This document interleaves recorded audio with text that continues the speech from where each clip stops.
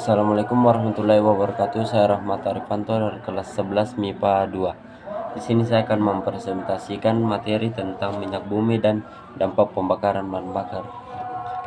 Minyak bumi. Minyak bumi merupakan komoditi hasil tambang yang sangat besar peranannya dalam perekonomian Indonesia. Minyak bumi merupakan campuran dari berbagai senyawa dan penyusun. Penyusun utama minyak bumi adalah hidrokarbon, terutama alkana, siklokana, dan senyawa aromatis. B. Proses terbentuknya minyak bumi. Menurut teori duplex, minyak bumi terbentuk dari jasad renik yang berasal dari hewan atau tumbuhan yang telah mati. Jasad renik tersebut terbawa air sungai bersama lumpur dan mengendap di dasar laut. Akibat pengaruh waktu yang mencapai ribuan bahkan jutaan tahun, temperatur tinggi dan tekanan oleh lapisan di atasnya, jasad renik berubah menjadi bintik dan gelombang atau gas.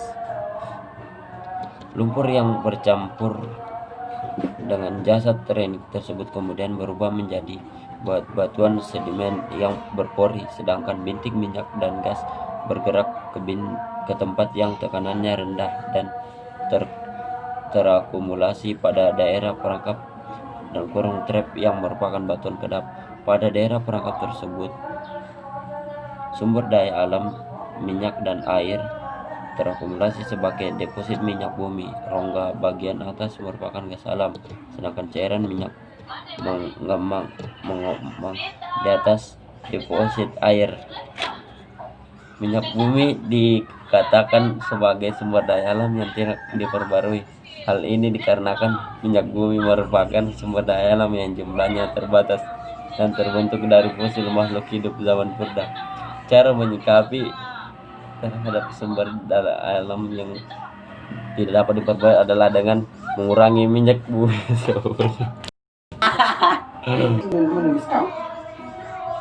adalah dengan cara menggunakan minyak bumi sepenuhnya, mengurangi limbah beracun ke lingkungan, lebih mengutamakan pemakaian produk yang dapat digunakan tahan lama dan didaur ulang. Kita harus menghemat penggunaan sumber daya alam dan mengembangkan energi alternatif lain. C.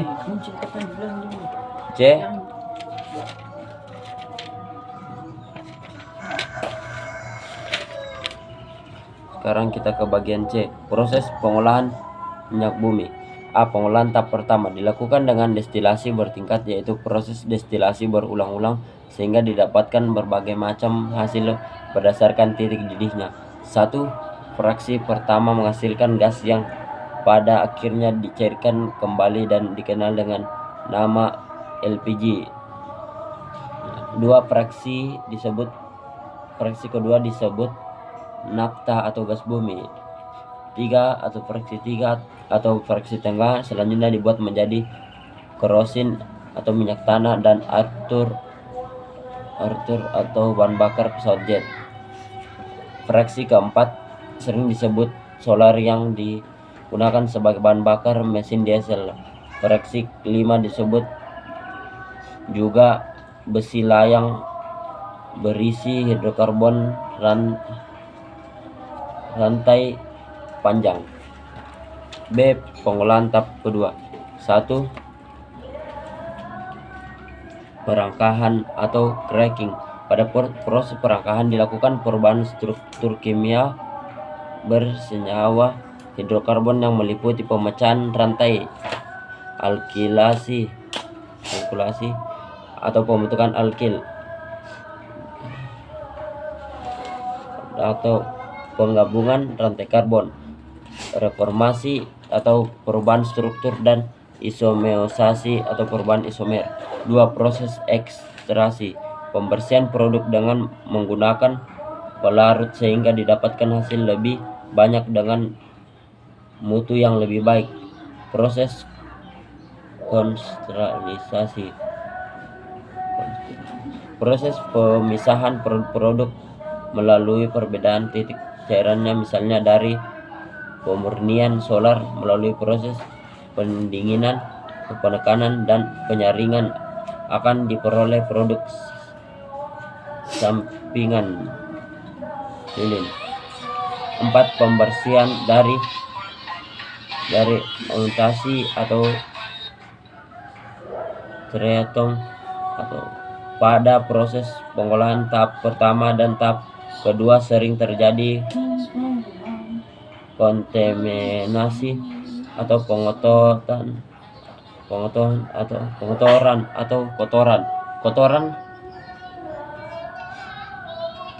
dibersihkan dengan cara menambahkan soda kaustik atau NaOH, tanah lidi atau proses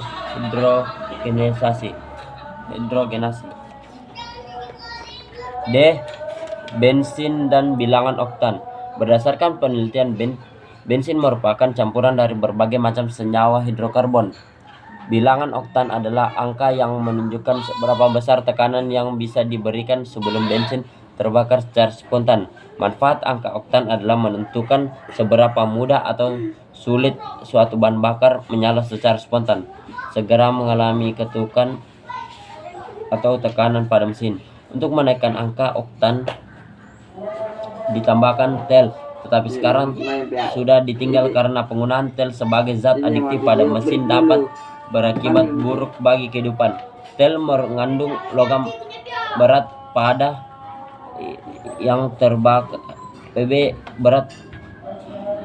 yang terbakar lewat knalpot dan cerobong pabrik. KD 3.3. A. Dampak pembakaran bahan bakar. Dampak negatif jika bahan bakar minyak atau BBM digunakan secara berlebihan adalah kita akan kehabisan bahan bakar dari minyak itu sendiri karena adanya pemakaian secara berlebihan. Jika BBM tersebut semakin berkurang, maka harga sumber daya minyak pun akan semakin mahal dan semakin sulit didapatkan. B. Cara mengatasi dampak negatif pembakaran bahan bakar, yaitu dengan cara melakukan penghijauan atau dengan cara menggunakan bahan bakar alternatif. Sekian persentase dari saya, kurang lebihnya boleh dimaafkan. Wassalamualaikum warahmatullahi wabarakatuh.